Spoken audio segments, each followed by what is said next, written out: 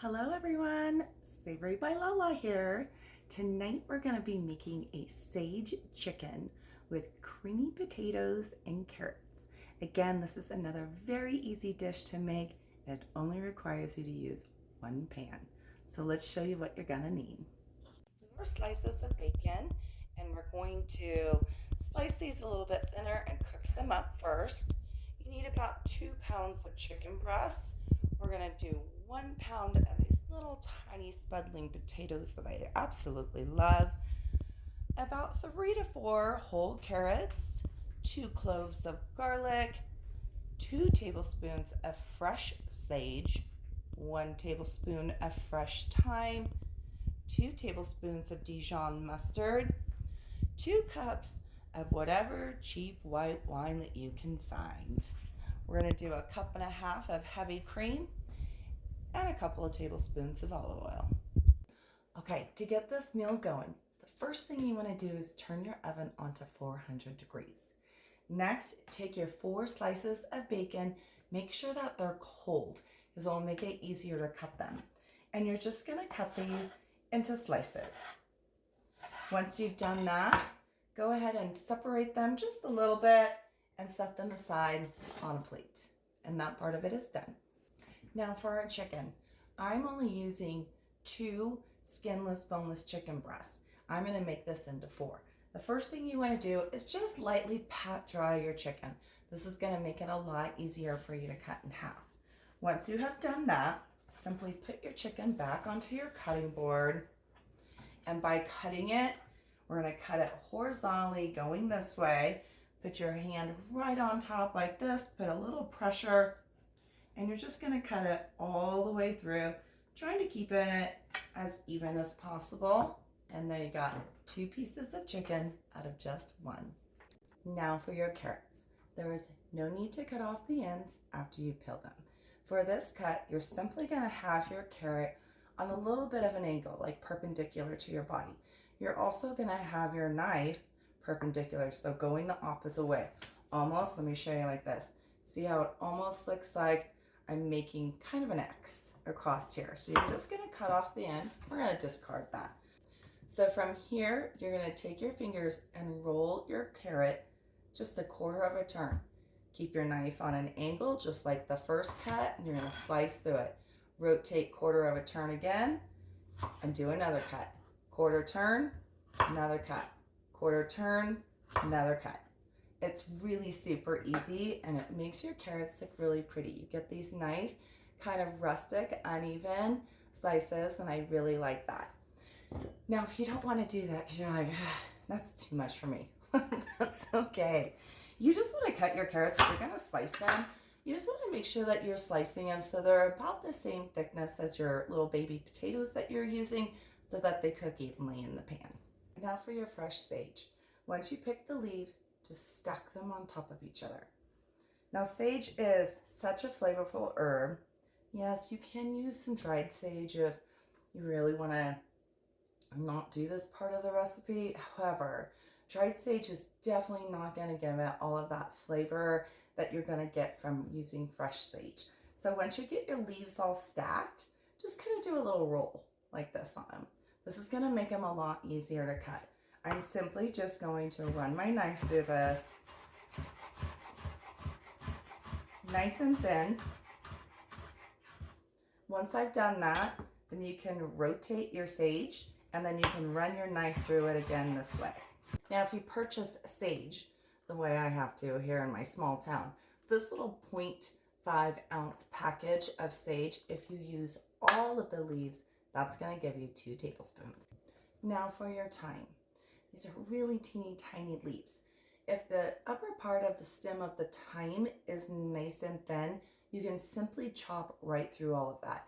If it is a little bit woody, you don't want to use that. So the best thing to do is to hold the thyme, put your finger on this side of it, and just run it down the stem, and it'll take all of your thyme leaves off. Once we get that done, we're just going to do a really quick chop through this, and we need about a tablespoon. All right, now that my thyme is picked, as you can see, I do have some stems in here. but they were really nice and soft stems, so you don't need to worry about picking those out.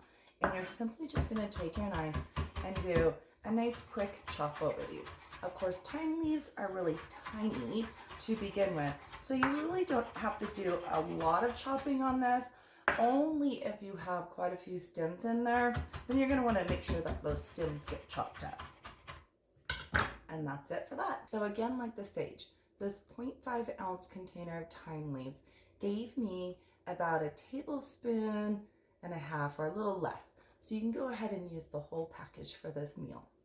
All right, so for this particular recipe, you are gonna need to have a cast iron pan because that's gonna go right into the oven. If you don't have a cast iron pan, we can still make this work. It just will have to be done a little bit differently.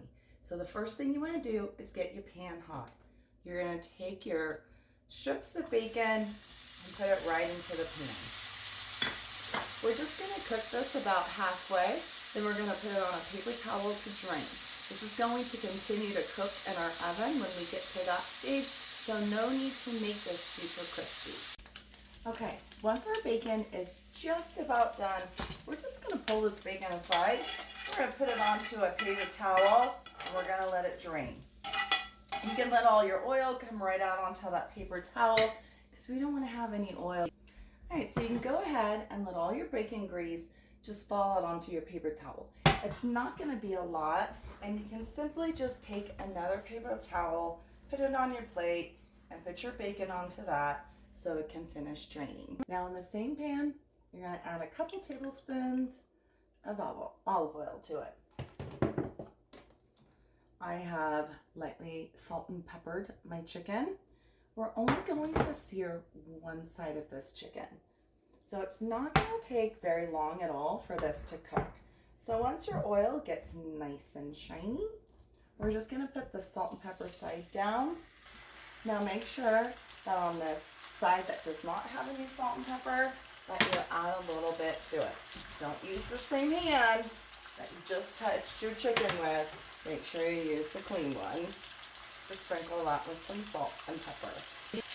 We're only going to cook this for about 3 minutes or so. We're just looking to get a nice sear on the chicken, so make sure that your eyelet is on high. Okay, so one of my pieces of chicken is a little bit thicker than the rest. So that one I'm going to leave in the pan a little bit longer than the other two. But again, we're just going to do a quick little browning. I'm going to use the same plate that I had my chicken on before because we're still going to be putting this chicken in the oven. So you don't have to worry about any cross-contamination or anything like that. Okay, so now that we have a nice sear on one side of the chicken, no need to wipe the pan out or anything. We're going to go ahead and add our 2 cups of white wine. You want to add that in first. It's going to lift up all of that fond and flavor that's on the bottom of your pan. Your 1.5 cups of cream. We're going to add our garlic, our sage, our thyme. And the thing I forgot to tell you that you need at the beginning of the recipe, and I apologize, is about 1/2 cup of grated Parmesan cheese. Now we're just going to whisk this all together so that we can incorporate it. We're going to add our 2 tablespoons of Dijon mustard right into this. Just mix this all up. We're going to bring this to a boil. Once we get this all nice, it's starting to come to a boil, right? You can go ahead and turn it off. Here's the easy part. You're going to take your bag of potatoes. We're going to add them right into that. I used 3 carrots, so we're going to add our 3 carrots that I did right into that. Now we're going to pop this whole pan into the oven, and we're going to let this cook for about 15 minutes. Okay, so our potatoes and carrots have been cooking for about 15 minutes in this nice creamy sauce. This is where we're going to check the doneness of our potatoes and our carrots. Simply take a fork, and you just want it to be fork tender. It is definitely not fork tender. We're going to put this back into the oven. I'm going to go for about 10 more minutes, but we're also going to go ahead and taste this cream sauce.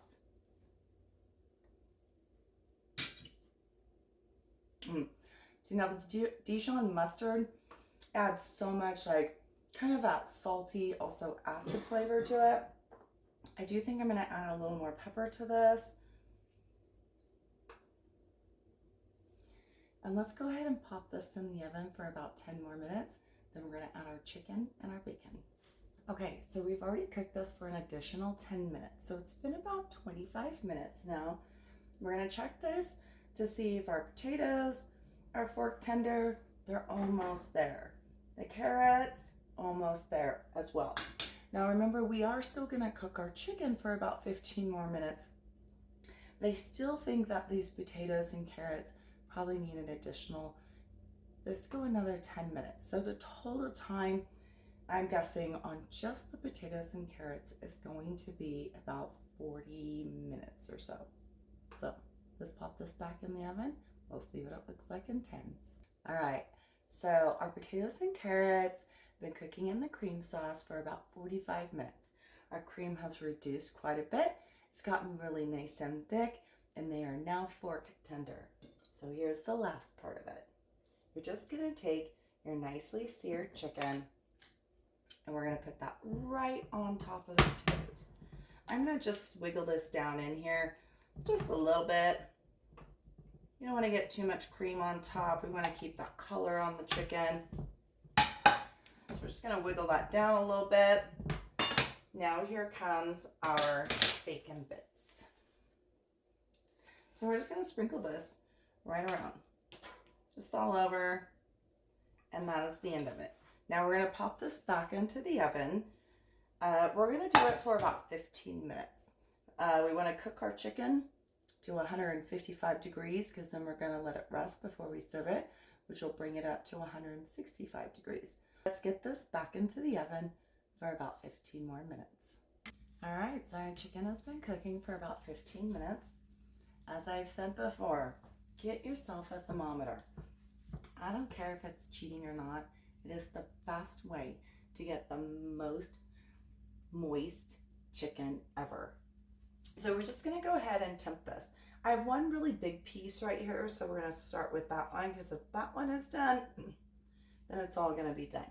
We wanna make sure that your thermometer is going right into the center of it, not too far, otherwise you're not gonna get an accurate read. And it is completely done. This is such a beautiful, easy dish.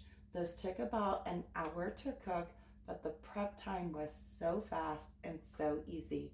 And now we're ready to plate this up for our family. Okay, now before you plate this up, let your chicken rest for about 10 minutes in the pan. It's gonna finish cooking it, as well it's gonna help to release all the juices in it. It's gonna make your chicken taste a lot more moist. Now, how I like to plate this up is to take a piece of chicken, put it on your cutting board. I like to cut it into thin slices. I do it on an angle because it looks pretty. You know how I am about pretty. You don't have to do this if you don't want to. I just like to make it a little bit easier for my family to be able to eat it. So once we have these nice pieces like this, we're gonna go ahead and plate this up. All right, so we're gonna use some tongs here. We're gonna get some potatoes on your plate. We're gonna get some carrots on there, definitely some bacon. Just gonna put a small amount on this plate. Grab a ladle, and you wanna make sure that you just put a little bit of that sauce on there. And you're gonna take your chicken, and we're gonna fan it out on top of our potatoes and carrots. Again, this is not something that you have to do. This is just something that I like to do because I always think that food tastes so much better when it's pretty. Now we're gonna take a little bit of this cream sauce. We're gonna pour it right on top, just like that. And voila, have a beautiful dish that only took about an hour to cook. I hope that you enjoyed this evening's cooking video. Please like, follow, and share. And I hope you have a wonderful evening, and we'll see you again soon. Mwah.